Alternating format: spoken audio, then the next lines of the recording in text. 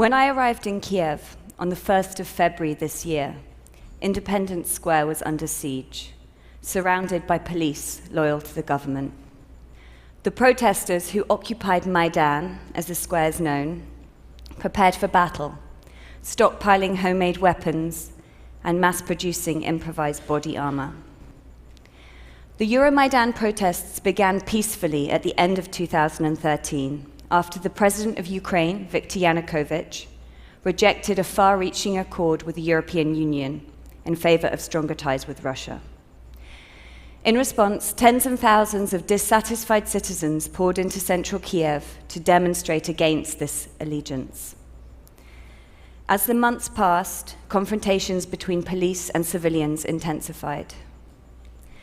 I set up a makeshift portrait studio by the barricades on Hrushevskoho Street.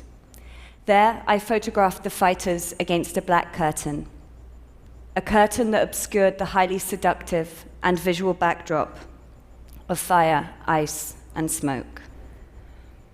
In order to tell the individual human stories here, I felt that I needed to remove the dramatic visuals that had become so familiar and repetitive within the mainstream media. What I was witnessing was not only news, but also history. With this realization, I was free from the photojournalistic conventions of the newspaper and the magazine.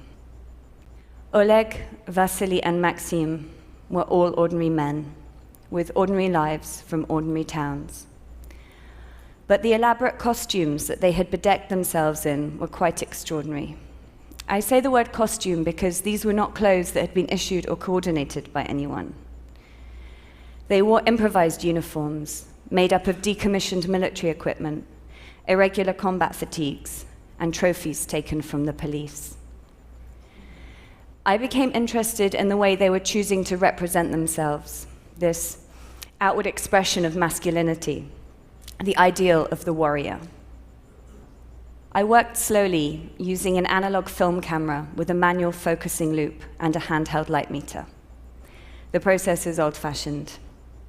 It gives me time to speak with each person and to look at them in silence while they look back at me. Rising tensions culminated in the worst day of violence on the 20th of February, which became known as Bloody Thursday. Snipers, loyal to the government, started firing on the civilians and the protesters on Institutska Street. Many were killed in a very short space of time. The reception of the Hotel Ukraina became a makeshift morgue. There were lines of bodies laid in the street, and there was blood all over the pavements. The following day, President Yanukovych fled Ukraine. In all, 3 months of protests resulted in more than 120 confirmed dead and many more missing. History unfolded quickly, but celebration remained elusive in Maidan. As the days passed in Kiev's central square, streams of armed fighters were joined by tens of thousands of ordinary people filling the streets in an act of collective mourning. Many were women who often carried flowers that they had brought to lay as marks of respect for the dead. They came day after day, and they covered the square with millions of flowers. Sadness enveloped Maidan.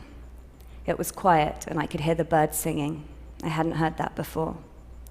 I stopped women as they approached the barricades to lay their tributes and asked to make their picture.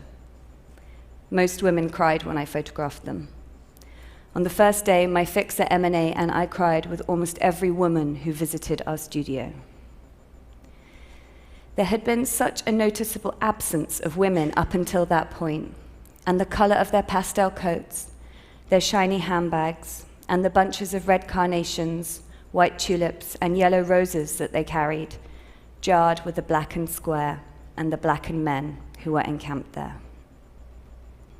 It is clear to me that these two sets of pictures don't make much sense without the other. They are about men and women and the way we are, not the way we look, but the way we are. They speak about different gender roles in conflict, not only in Maidan and not only in Ukraine. Men fight most wars, and women mourn them. If the men show the ideal of the warrior, then the women show the implications of such violence. When I made these pictures, I believed that I was documenting the end of violent events in Ukraine, but now I understand that it is a record of the beginning. Today, the death toll stands around 3,000, while hundreds of thousands have been displaced. I was in Ukraine again 6 weeks ago. In Maidan, the barricades have been dismantled, and the paving stones which were used as weapons during the protests replaced, so that traffic flows freely through the center of the square. The fighters, the women, and the flowers are gone. A huge billboard depicting geese flying over a wheat field covers the burnt-out shell of the trade union's building and proclaims, "Glory to Ukraine, glory to heroes." Thank you.